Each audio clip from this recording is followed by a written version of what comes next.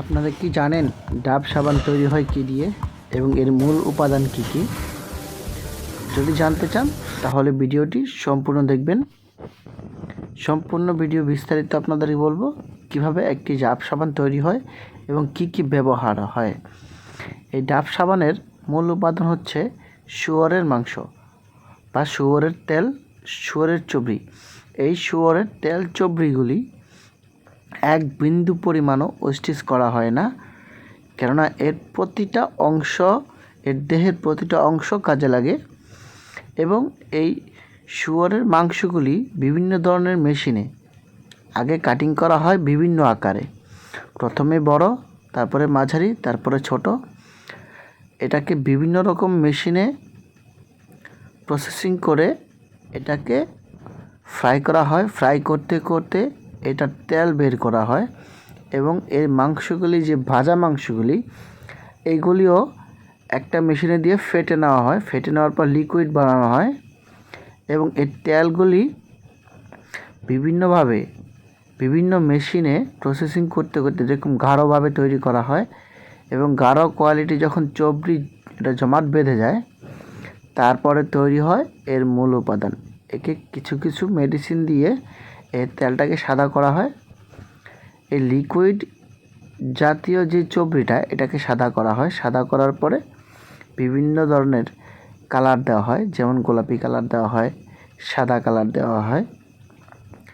এইসব কালার দিয়ে এটাকে বিভিন্ন সাইজ করে এটাকে ফ্রিজিং করা হয়। ফ্রিজিং করানোর পরে এটা কয়েক দিন বা কয়েক সপ্তাহ লেগে যায়, রেখে দেয়। রেখে দেওয়ার পরে এইটাকে বিভিন্ন মেশিনে আবার নতুনভাবে কাটিং করা হয়, এক একটা সাইজে কাটিং করা হয় এবং এই সাইজগুলি আবার বিভিন্ন আকারে কাটিং করে এটাকে আবার লিকুইডভাবে তৈরি করা হয়।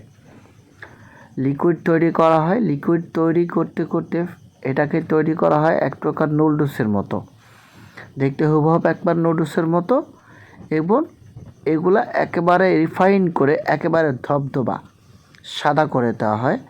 সাদা করে দেওয়ার পরে এটাকে আবার এক ধরনের মেশিনে প্রেরণ করা হয়। সেই মেশিনে এইটাকে ছোট ছোট আকারে একেবারে শুকিয়ে এটাকে আবার ব্লেন্ডিং করা হয়। ব্লেন্ডিং করতে করতে যখন এটা আবার লিকুইড সিস্টেম হয়ে যায়, তখন এটাকে ওই শুয়োরের তেলগুলি এই মাংসের সাথে মিশিয়ে আবার ব্লেন্ডিং করা হয়। ব্লেন্ডিং করানোর পরে এগুলো ভালো করে একেবারে মেশানো হয় সুন্দরভাবে।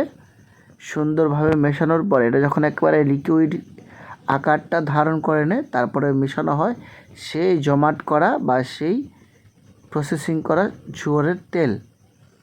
এবং ওই তেলের কারণে এই কালারটা একটু হালকা লালচে ভাব যখন আসে, তখন এইটাকে নিয়ে যাওয়া হয় আরেকটা রোলার মেশিনে। ওই মেশিনে এটাকে আবার এটাকে লিকুইডভাবে ফেটা হয়। ফেটতে ফেটতে যখন এটা একেবারে ঘন এবং লিকুইড সিস্টেম হয়ে যায়, ধবধবে সাদা হয়ে যায়, তখন এই ধবধবে সাদা এটাকে আবার হিটিং মেশিনে দিয়ে শুকানো হয়। শুকানোর পরে এইটাকে বিভিন্ন আকারে আবার কাটিং করা হয়।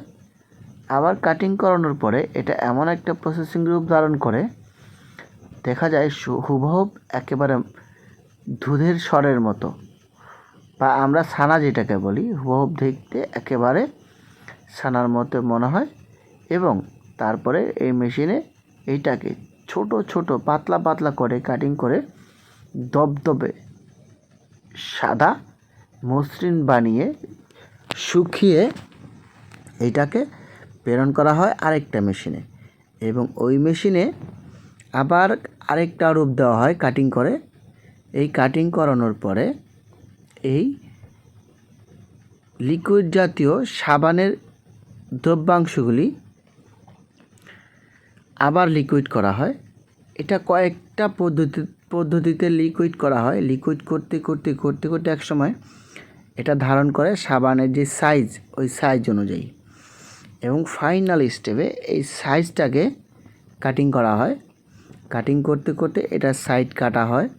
এবং মাঝখানে কাটা হয় সুন্দর করে, এবং এই সাবানটি তৈরি হয় প্রপারলি, একেবারে মানুষের হাতের স্পর্শ ছাড়া।